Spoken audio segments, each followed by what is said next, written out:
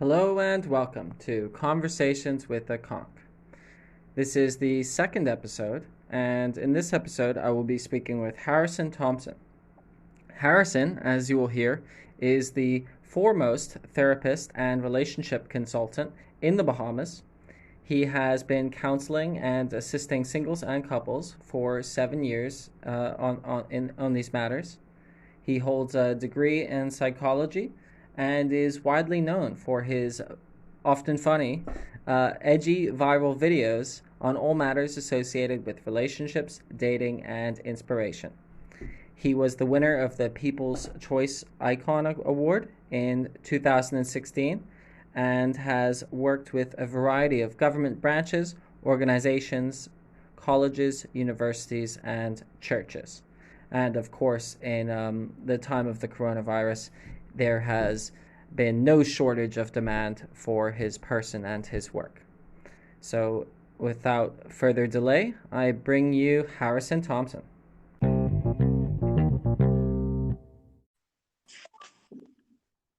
Hello, Harrison.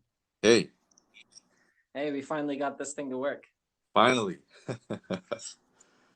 Well, thank you for coming on the podcast. And also, thank you for being one of the people that actually suggested that I do this. I really appreciate your support.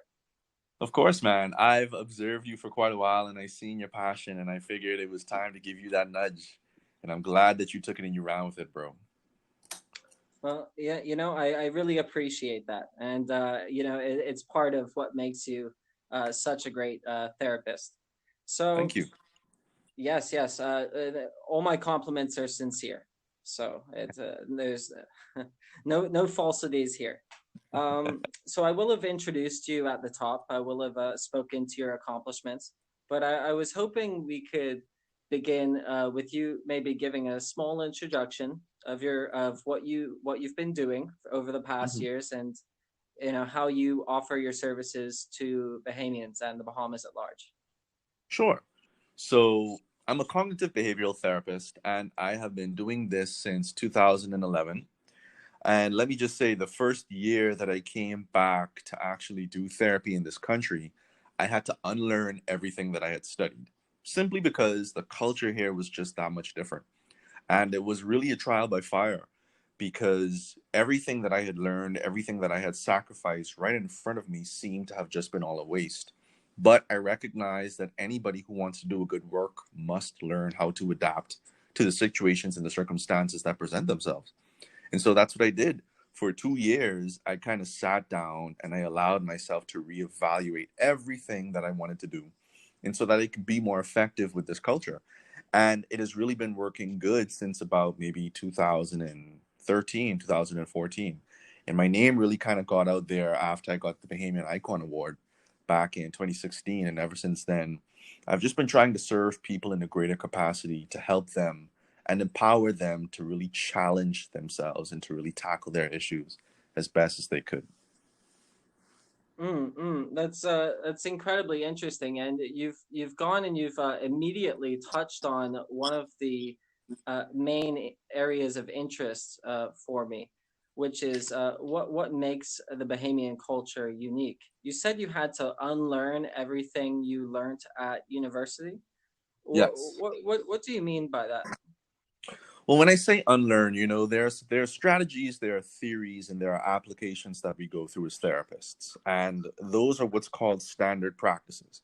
However, standard practices usually refer to the majority of where those practices were implemented. In this case, the United States. In the Bahamas, we are a very interesting set of people. Geographically, we're close to the US, but we have a lot of African roots, a lot of Caribbean roots. And that creates a very interesting melting pot of behaviors and beliefs, religious ideologies, and that type of a thing. So, implementing everything that I learned in school and how to implement that really didn't work. I had to sit down and recognize that here in the Bahamas, we do things via story, we do things via feeling. And so if I wanted to be an effective therapist in this country, I had to impact Bahamians where they felt it the most. I thought that maybe self-report would work. I just put up a sign, I'm a therapist, I'm open, and people will come flocking in. But that just wasn't the case. So I had to own my situation, I had to be proactive, and I had to begin storytelling, helping people connect to problems in a different way and empowering them to then create their own change.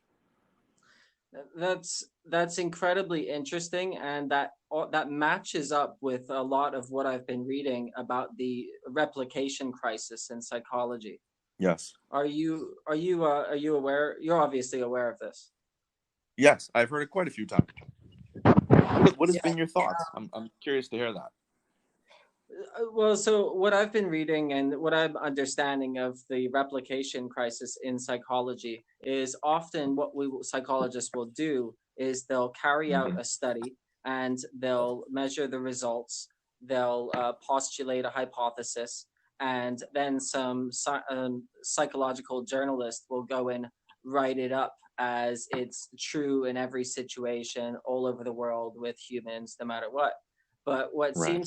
what seems to be the issue is that it was only true in that study. So in that time, in that place, with those specific types of people, and the replication crisis. It does what it says on the tin. It's these studies that we used to hold so dear as almost universal psychological truths are breaking down right before our eyes.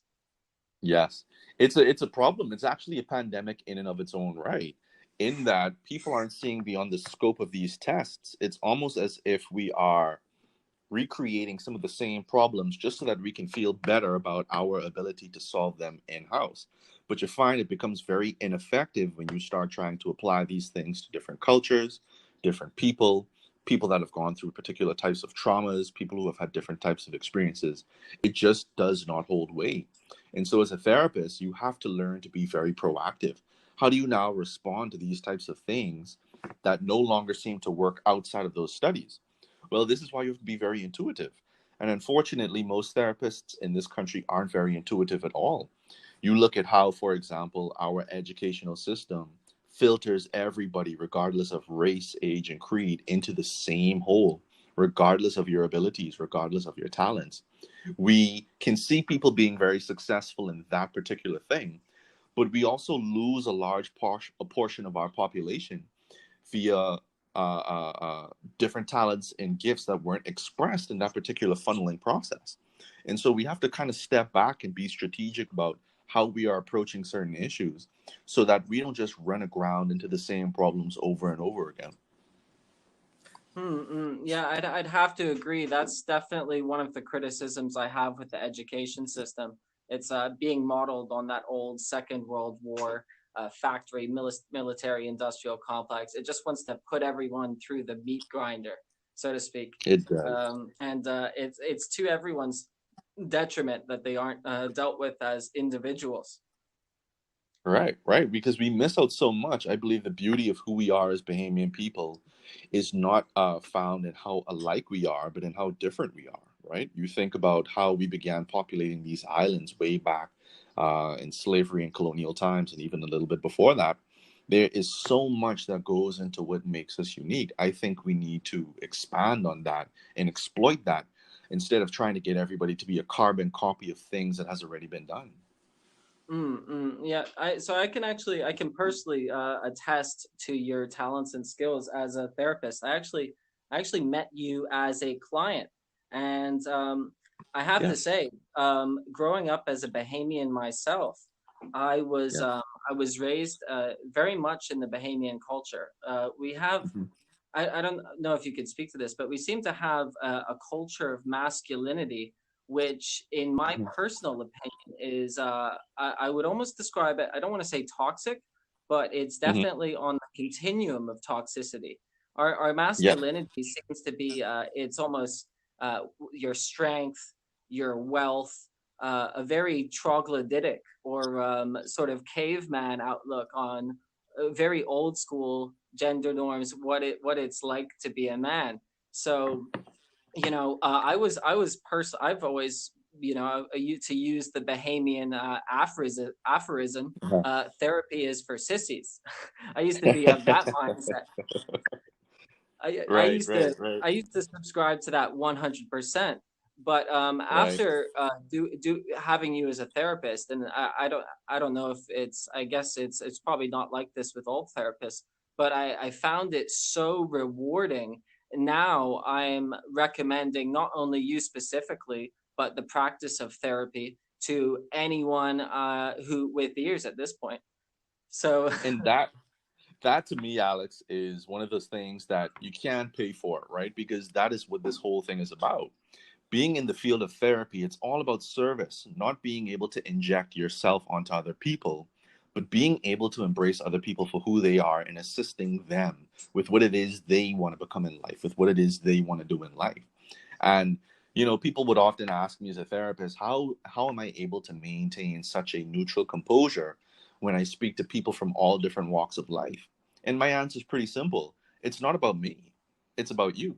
How can I help this person achieve a higher degree of independence, a higher degree of strategy, a higher degree of control over their situations so that they can become more actualized in their own right, which would benefit everybody as a whole, whether passively or directly.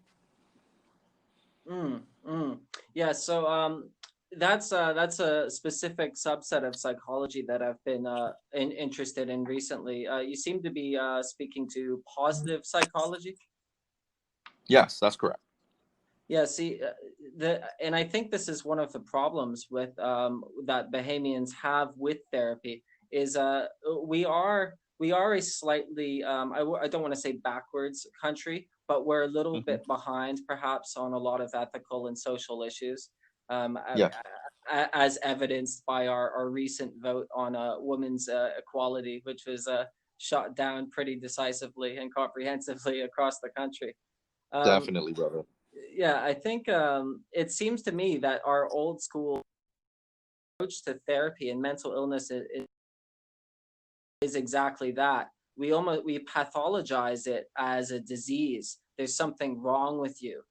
God didn't make you right. Right, So I think this is right. one of the things that stops a lot of people from maybe seeking the help that they need or seeking to improve themselves. And Wow. it's one of the things I just appreciate so much about your approach. So great job. Yeah, we have to find a way. Thank you very much, man. And it was a trial and error thing because again, I reference back to in the beginning having to unlearn certain things. I recognized I was more interested in the theories than the individual who was sitting in front of me. And my apologies to like my first 5 clients who were the first ever that I would have had. They probably didn't get the best of me. Mm. But life is a process where we are constantly learning, where we are constantly shooting down our ego so that we can receive more education, so that we can receive a better way of doing things, so that we can be of benefit to society. Alex, in this country, you don't have to look far, Mm. but there are so many people that are just regurgitating the same things over and over again without being critical about their effectiveness. And I think this is why we have hit such a hard wall in this country where progress seems to have halted. Mm. We have reaped the benefits of our forefathers for so long. We have kind of robbed that well of everything that it had in it. And now we are kind of left to recreate some things of our own. And we are incapacitated, to put it lightly. Interesting. So instead of standing on the shoulders of giants, we've started just to take a nap on the shoulders of giants. Pretty much, bro. I think we have gotten so lazy pulling from, the sun, sand, and sea Mm. spiel for years. Now we're starting to realize there's a lot of other places that offer the same thing. But what's going to make our sun, sand, and sea any different? Well, it's the people. Mm-hmm. If the people are not sensitive and empathetic and aware and self-actualized, that's going to hurt our tourism market.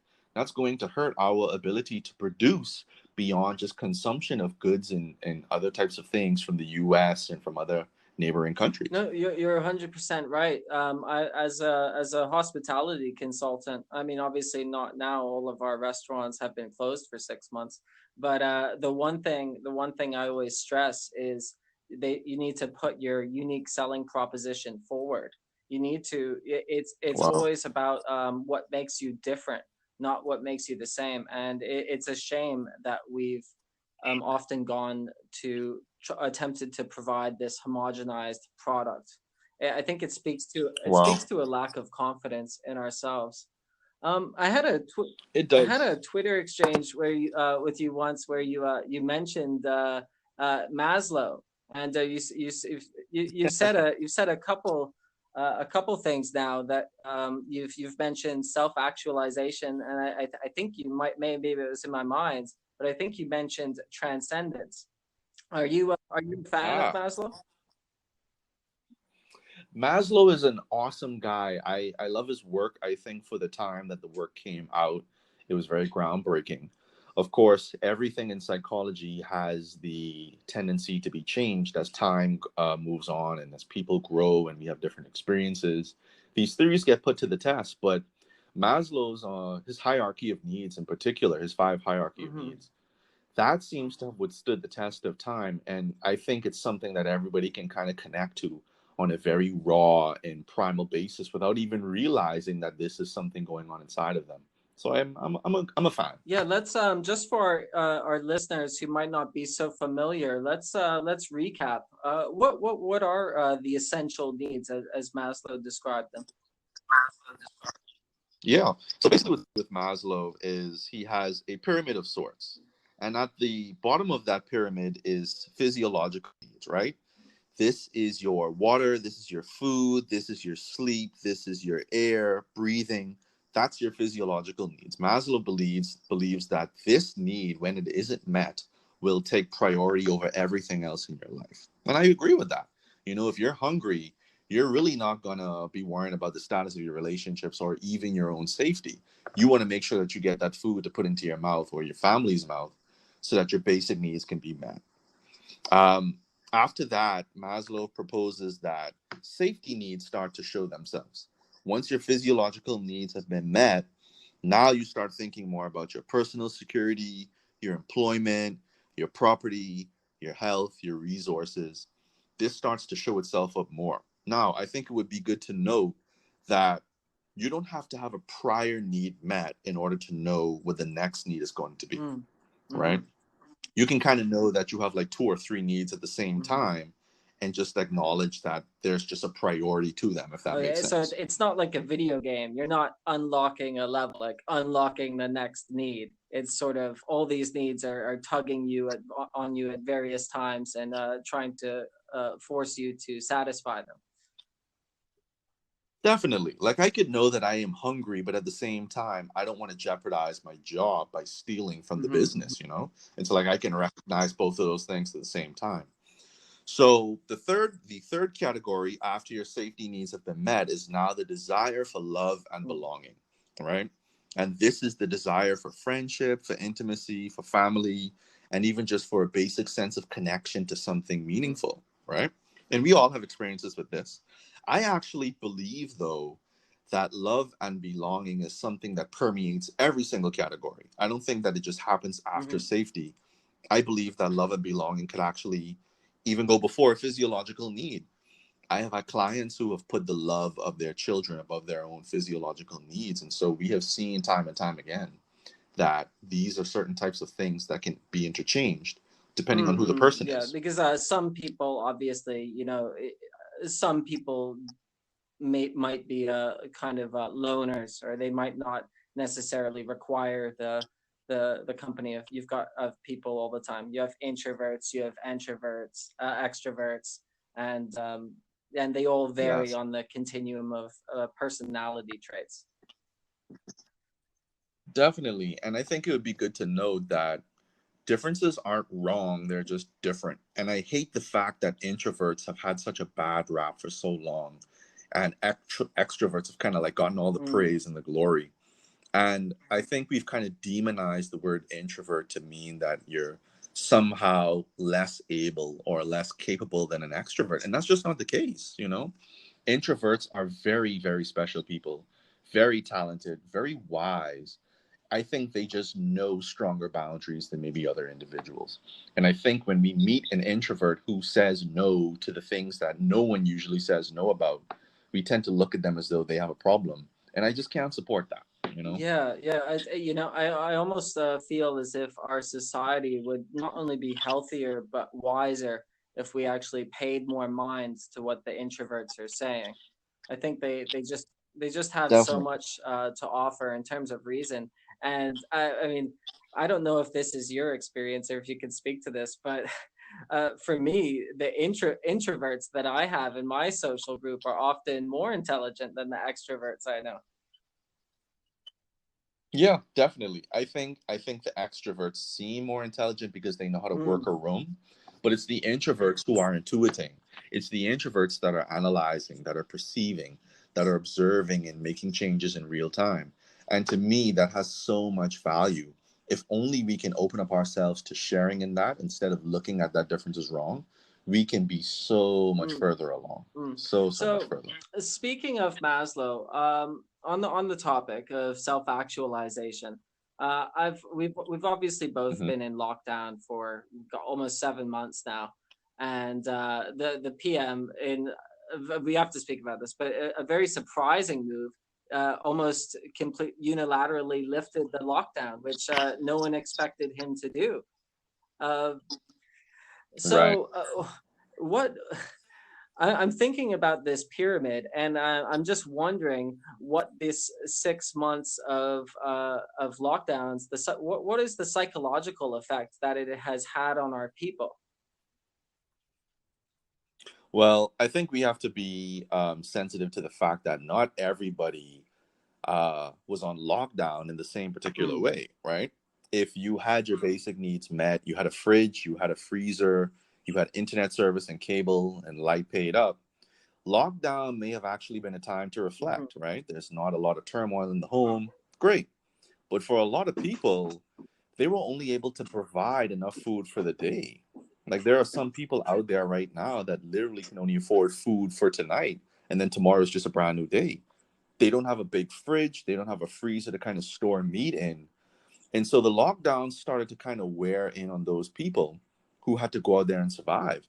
Recently, up until about maybe last week, 2 weeks ago, people started defying the lockdown orders. As an essential worker, when I would kind of leave my home to come mhm, here and do teletherapy, I was surprised, Alex, to see the types of people that were out there on the road walking and driving around. mhm. I wanted to be arrogant and say these people need to stay home, but then I also had to humble myself and recognize that people are putting their basic physiological needs above their safety because there were still police officers stopping people, but certain individuals were just willing to take that risk if it meant that they were going to eat that day. Yes, yes. This actually this reminds me of basic human necessity. Like there's a law that recognizes in Germany in Germany it recognizes the Yeah. human need for freedom. So if you're incarcerated, if you're in a German prison and you break out, the German government will not even add they won't add time to your sentence because they recognize the need for freedom is so great. And yeah, and Wow. I just had Travis Robinson on the podcast last week, and he was speaking to me about the fact that 80% of Bahamians now cannot afford an unexpected $500 bill. So I can only imagine the survival mentality that all of our people are in, and how going to affect them, their ability to self actualize, which and this is Yeah. possibly the great one of the greatest problems we face, because self actualized people are often the most productive. You're simply not productive if you're Yeah. hungry and anxious all the time. So yeah, Yeah. I have to get your impressions on this on the PM's address. You watched it. I don't know about you, but I was not Yeah. expecting him to say that.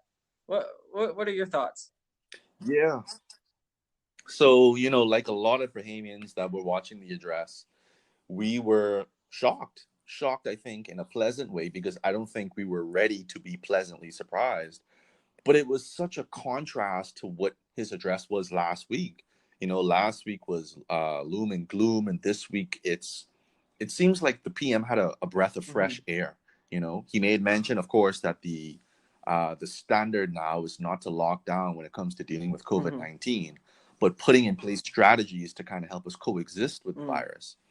And it seems as though everybody was kind of gearing up to go on a lockdown again, because we've had a lot of scares, and we've had those scares come to be realized, where we were assured that there wasn't going to be a lockdown, and then literally overnight, effective immediately, nobody could Mm-hmm. move. Um, I think optics are very bad right now for this current Mm-hmm. administration. It's hard to gain, excuse me, it's hard to gain trust in an Mm-hmm. administration where there's so much back and forth, and it doesn't seem as though there's a clear plan for what the future looks like. I don't know how the PM and the F&M government is going to recover from this, but it's definitely going to take some time. I'll tell you that much. Mm-hmm. Yeah, it was. I guess what was interesting to me, I'm not a scientist, but I like to think Right. of myself as a sort of armchair epidemiologist, and for me, it Okay. was just so interesting to see the numbers. I mean, honestly, the numbers just absolutely terrible on a coronavirus infection rate and the doom and gloom, and Right. then it's almost like nothing. I mean, the numbers weren't different. Uh, it, it, Right. for me, it was pretty clear that it was almost a psychological issue. Like, we Yeah. almost had riots the week before, when he announced that effective immediate lockdown. So part of me is thinking nothing changed biologically or epidemiologically. It was really just to soothe the nation, and yeah. Yeah. If he didn't do that, Alex, I think that he was afraid of the worst. I think that was the first time he had ever, or anybody had really ever seen in our lifetimes, Bahamians take to the Mm-hmm. streets. I saw some videos that were circulating of individuals throwing rocks at Mm. cops. They were standing in the road, and it was just a sight. People were literally fed up. He conveniently had the hurricane or the tropical That storm was out there convenient. that he said was the reason. Right. It was convenient. But when you think about it, and you just said it, nothing really changed. And so now that we're in this new era, or this new phase, whatever he's going Mm-hmm. to call this, it's definitely weird. Some people still believe that the potential for a lockdown is out there. But I personally worry about our individual Mm-hmm. responsibility. I don't believe, Alex, that you can participate in freedom without some degree of personal responsibility. No, no, that's a valid point. It seems to me that the someone somewhere in a back room in government has done the calculus, and I've been thinking about this very calculus myself, which is what is the net Mm. cost of the deaths caused by coronavirus versus the potential deaths and hardships from coming from closing the economy and restricting and the psychological consequences of confining everyone to their homes. And what's disappointing to me personally, and one of the reasons why I started this podcast is we could Yes. have been. I feel like we could have been having this conversation. Um, we could have been Right. having the debates and doing the utilitarian calculus in the House of Assembly, but True. instead we get these facile and superficial points made by politicians saying that, oh, the we won't Bahamian, single Bahamian life to coronavirus, and it's like at the expense of what 10 billion our full GDP for the year. True. True. I think what you're seeing here, Alex, is we have for years, and successive governments have created this. Our governing parties have created a daycare for its Yeah. citizens, where we depend so heavily on the government to solve our problems. We don't even think for Mm, ourselves. And I think where we've also trained our leaders to fall in line with that very same mm, thing, such that people are only responding to the problem in terms of their next vote.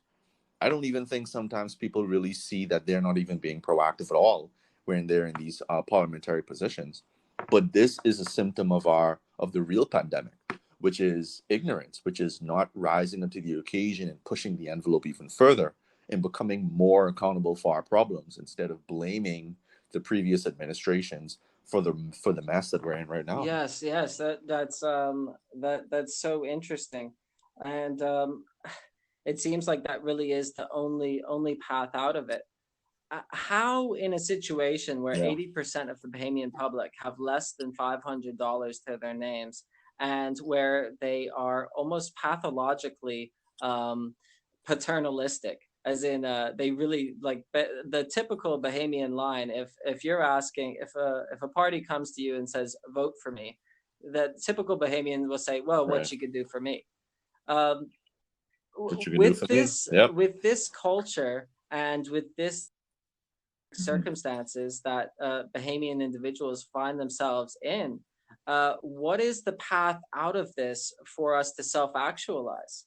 Because for the economy to Mhm. rebound, we need every single Bahamian working at not just 100% if we were working at 100% before, but we need to be working at 120%. How is this even going to be possible? It's going to be a challenge because, I think we forget oftentimes that change is traumatic. We often look at change in this light. Like if you turn on a motivational YouTube video that's talking about change, like you need to lose weight or you need to start becoming proactive in your business, that's great.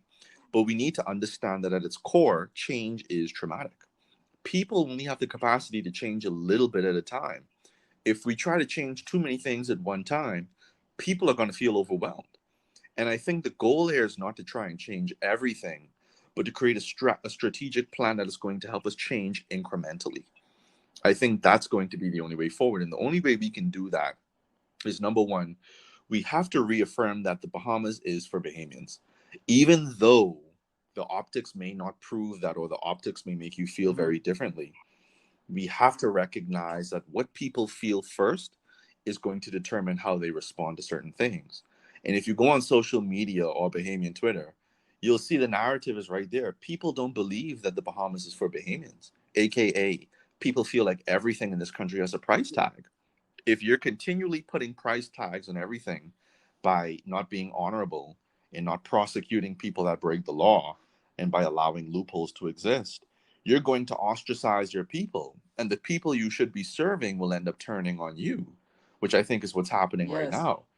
So we got to find a way to return that power back to the Yes, people, yes. Alex. Almost, I think the Americans would call it Jeffersonian. How do we're suffering from the same lack of trust in institutions that the Americans are suffering from. How we need to, the government needs to rebuild its trust in the Bahamian people, and the Bahamian people need to rebuild their trust in the government, and we have to find a way to do that. You know, I Yeah. think this is a good time to actually pitch an idea to you. I had on it as a Okay. psychologist. Did you see Sure. the article I sent you that showed the effects of anxiety and poverty on IQ? Yes, I did. Is that article is that reasonable? Is I'm not I can't speak to the veracity of it. Does that make sense with your worldview? Um, my worldview, yes. Psychologically, it seems valid. I am not sure how robust Mm-hmm. it may be because everybody deals with anxiety and depression very differently. Like, for example, some people take anxiety and become very Mm-hmm. productive with it. Other people take anxiety and become almost disabled Mm-hmm. because of it. So, I think that it's definitely a valid study. I think that it's real. But in terms of its robustness, that has yet to be seen, I think, because of the differences among people. But I agree with that. That aligns with my worldview. When people are anxious, they're not going to be thoughtful about their decisions. They're going to become more irrational, and more irrational decisions means, well, less Mm-hmm. proactivity. And yeah, so and to add on the study, what it actually predicted was, and what it hypothesized and found was that under conditions of stress and poverty, below a certain point, people's Mhm. IQ actually dropped by 13 points. I wanted to Wow. pitch this idea to you, which I feel like it would could possibly dig us out all of these areas, sort of three birds with one stone. Have you Have you heard of the Ah, idea of okay. the universal basic income? Ah, I've heard something like that proposed, but maybe you can elaborate for Well, me. what universal basic income is it's basically it's a program that gives every citizen, regardless of race, ethnicity, gender, social status, income, a floor, a basic income floor, if you will. So in America, it's been talked Wow. about as giving people $1,000 a month, but over here you could probably get Right. away. I've done the calculations to give it to every single Bahamian over 18. $400 a month. It would Uh-huh. cost Okay. roughly $2.2 billion. So Ah, my thinking about this is that the government is incredibly paternalistic and it likes to control the purse strings. Um, it right. essentially the Bahamian government rents out the nicest beaches in the Bahamas to tourists so they can come and sleep on them and drink on them and spend their money. And it doesn't Okay. even it's not like it lets Bahamians build hotels and cater to these tourists. It actually hires managers. As we know, Right. almost zero hotels are actually owned by Bahamians. So so the Very government true. actually takes money from these room fees and import taxes, which are is generated from the gems of the Bahamas, our beaches and our pristine natural beauty. And what it does is it distributes this in the form of government jobs and social programs. So uh, Wow. and for me it's paternalistic, and for me it's almost a strange system. I feel as if it would actually Yeah. be more productive and more fair. See, if the beaches and the beauty of the Bahamas is the birthright of every Bahamian, it might be better off to skip the middleman and give the money directly to the people. So Wow. and for me, this lines up with, That's treason. hmm? That's Well, treason. If you give the money to the people, how am I going to be greedy in power? yeah, no, exactly. So my thoughts are, if you've got Right. 80% of Bahamians who, if they get a flat tire on their way, that's an Yeah. economic crisis for their whole family. But if you could Very give true. this universal income $400 to every Bahamian, it would make that less of a crisis. I was just wondering, what do you Definitely. think of the idea? Do you think it would how do you think it would help everyone's mental health and help them in human flourishing? I love the idea. I think that by leveling the playing field, by at least helping people meet their physiological needs and safety, I think we can free up a lot more mental space for people to kind of let go of these basic issues and now use that same energy to begin Hmm. creation, right? Because until we are creating something tangible, whether it's a product, a business idea, or a service, all we're going to be doing is replicating, moving something from here to over there. No real growth. I think Peter Thiel mentioned this in his book From Zero to One, that the goal is not to recreate what has already been done. The goal is to create something new that has not yet been done for your particular place of residence. And there's so much wealth of information that exists out there. Every now and then, I stop to the guys on the side of the road, and some of these guys, they have ideas. Now, some of these people would never get a chance a day because of how they look or because of the perception, but these are very intelligent individuals. And I think if given an opportunity to kind of do some things for themselves, who knows where we would be in a country? Who knows what the next 5, 10, or even 15 years would look like? But the problem, people don't get into positions of power to serve. People get into positions of power to get rich, to exploit, to look out for their cliques and their crews so that they can be good as an individual. And I think the chickens are coming home to roost. And we're now starting to see that problem more than That's ever. interesting. So I've had and I am cognizant of your time. I know your your time is extremely valuable, and I'm extremely appreciative that you've given me 45 minutes. But I have to ask Thank on you. this point. Um, You're suggesting that the people who get into positions of power are doing it for personal gain reasons. So I guess for me, the argument that I'm firmly on the side of Hanlon's razor. Have you heard of Hanlon's razor? No, I have Well, not. Hanlon's razor says you shouldn't assume malice when an explanation of incompetence will do.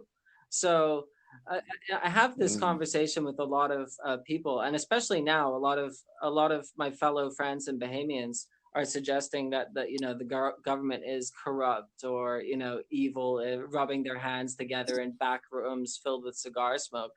But for me, that's almost cartoonish. For me, it's more likely that they simply just don't know what to do.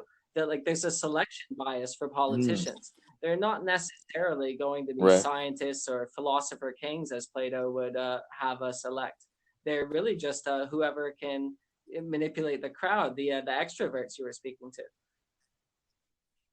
right, right. No, I believe in that too. I think a lot of times we have a tendency to kind of funnel every member of parliament into that same corrupt, oh, they're going to exploit the people Mm, narrative.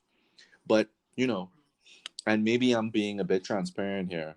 My line of work has really exposed me to a lot of what goes on in this mm, country. And I think sometimes, even though people start off on the right foot, power is highly corruptible. And I don't think people have sometimes the character to kind of navigate that mm. pressure, because sometimes people aren't going to be there. Sometimes people aren't going to know that you're getting a kickback. And I have no problem against networking. I have no problem against, that type of thing. But it starts to become a problem when you're taking everything for a certain select group of individuals. Maybe not even for yourself, but maybe just for a certain sector of society. And, it's becoming disproportionate. So many people have complained to me that they have had contracts stolen Mm. from them, or they have had certain things just happen, or certain things just fall away, when in the next instance, it seems like it just came back to life because the right name was on it. Yeah. I'm not going to deny that there is a high degree of ignorance here, but I cannot also deny that there isn't a high degree of corruption that has permeated our society as well. And just to make a point on the UBI, one of the reasons that I'm going to push this policy to everyone with the 2 years is because it actually I believe it can help us transcend this political stalemate that we seem to be in. Every time, whether the PLP or the FNM win an election, it seems, I mean, 50,000 Bahamians out of 350,000 work for the government. It seems like it's just a Wow. changeover in jobs. So if you Right. know the quality of Bahamian government services, like I mean the passport office, and people are always complaining. I've been impressed with this government's approach to upgrading it to e-government, but I firmly Yes. believe that we could offer the same quality of services, if not higher, with 2/3 of the staff and simply automating a lot of this Wow. stuff. So I think if you were to cut down your the amount of employees in government and you were to use those excess funds to pay every single Bahamian citizen a minimum income of $400 a month, I think you would transcend politics. And I think the first administration to do that would win with a landslide. Yeah, and Wow. Alex for prime minister. no, no, just put me in the back room. I just want to come up with ideas. And just another point on this, because we only have a few minutes left here. Um, if the one of the conditions on the income would be you don't get it if you're in jail. So I was wondering if you could speak to, do you think that would reduce crime in our country if people knew that they wouldn't be able to collect their money if they were in jail? You're asking if it would reduce crime if they weren't able Yeah, to collect money, or so if there's they a were? there's a UBI, and you only get it if you're not in prison. Okay. Yeah, cool. I think that it would. I think it would kind of help people. It would give them an incentive to kind of be within Mm-hmm. the law more so than Mm-hmm. outside of the law. Because a lot of people nowadays, they're breaking the law because they feel like they Mm-hmm. have to. I think sometimes we don't create enough outlets and opportunities for people to take more responsibility. And so they're going to do whatever it is they need to do. There's that Maslow hierarchy of Mm-hmm. needs again.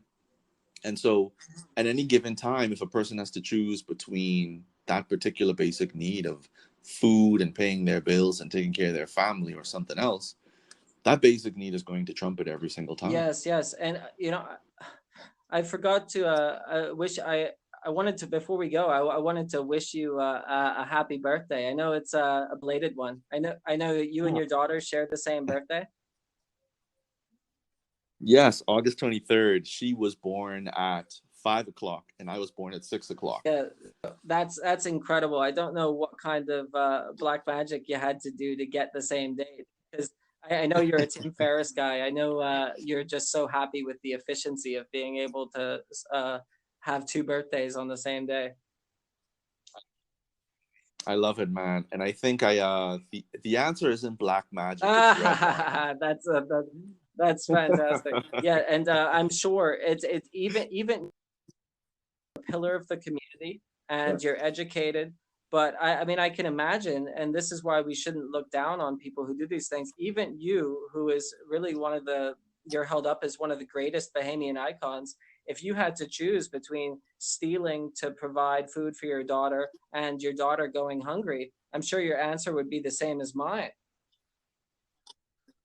Oh, I'm stealing, no doubt about it. Exactly, exactly. Hey, Harrison, thank you so much for lending me your time and pushing me to do this project. Um, before you go, do you have would you have time for five super fast rapid fire questions? Okay, Sure. you can Let's do it. answer in one word or go on as long as you feel. Um, question one: Okay. Kalik or Sands? Kalik. I like the Mm-mm. crispiness. Okay, the German style beer. Number Yeah. two, what is your favorite family island? Eleuthera. I am actually from there. I am part Irish, and they migrated down to Eleuthera. My aunt, Nurse Hilton, was one of the only nurses on the island for quite a long time. So Eleuthera is number one in my book, followed by Long Island, followed by Abaco. Very interesting. Okay, man, we'd have to check our family tree sometime. We might actually be related. I'm a Lutheran settler, a descendant of the Lutheran settlers myself, and it's also my favorite island. Wow. Wow. Small Small world, bro. world. It's truly beautiful. Or for our international listeners, recommend it. You got to check it out. Question Definitely. number three. How do you take your conch? What is your favorite style? I love my Kong straight up in the salad, man. With a lot of pepper, a lot of juice, a lot of lime, piled high, beaten and tenderized. Every now and then I'll deal with a crack Kong, but I'm trying to watch the Mm-hmm. fried food. But man, Kong salad is the way to go for me. Mm-hmm. And just as a add on to that, what are your feelings on this tropical salad? You know what? At first, I was really opposed to it because I'm like the blasphemy of adding fruit into a Bahamian delicacy. But I've had it a few times and it's not so bad. I think once we can always solidify the original as being the Mm-hmm. original, that gives us permission to explore other things. But the OG will always be the OG, regardless of what people add into it. Mm-hmm. Yes, change happens. That's the only certainty. Yeah, Okay. Number four, definitely. is the Bahamas a real place? Depends on the time of day and depends on if there's going to be a national address or not. Okay, I'm not going to ask you to extrapolate that to a yes or no on any specific or necessary conditions, but yeah, that's telling. Thank you. Um, Last Thank you. question. Question number five. If you had a magic wand and you could wave it and get whatever effect you wanted over the Bahamas, what would you do? I would wave a magic wand to help people recognize the potential and the talents that they have within themselves are amazing beyond some of their own understandings, and that we have the power to impact the global community. And even though we are a small island chain of about 700 islands and keys, those 700 islands and keys have a footprint on this world that cannot be denied. If I can get everybody to recognize that unique power, that unique talent that is available to each and every Bahamian, I believe that we can do so much more, not even in just the Bahamas, but on a global scale too. I couldn't agree more, and I think we're going to see in the coming weeks and months that that is going to be the most important thing that we can do. So Yes, thank you so much for all the work you're doing, and thank you for all the work you're continuing to do. I Thanks for coming on the podcast. I hope we can do this again sometime. definitely, Alex. You're doing a great job, brother. I want to encourage you to continue persevering. You are growing in your craft. I think that this is going to help so many people, locally and internationally. I just want you to be encouraged.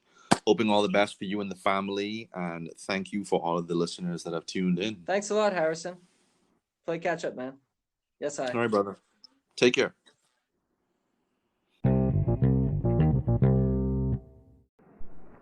So that's the end of episode 2, the other epidemic, of course, referring to the epidemic of poverty, and well, perhaps to an extent also the epidemic of ignorance, and yeah, the possible solutions there. It was a great conversation with Harrison. I much enjoyed it, and I took his advice and the advice of some of the listeners that was sent in to have the conversations a bit more free flowing and less structured, more organic. So these are the results, and I hope if you're listening, you'll let me know what you thought, whether it's better, whether it's worse. As always, if you like the podcast and you would like to support the podcast, please feel free to subscribe to it, share it with your friends and family, with anyone who you think might be interested in getting an insider's perspective on the Bahamas. If you have any criticisms or anything you want to reach out about, discuss, you can email me at conversationswithaconch@gmail.com, or you can follow me on Twitter at Nassau Alex, and that's Nassau, the city in which I reside, and then my first name. So thank you so much for listening, and I'll see you next episode.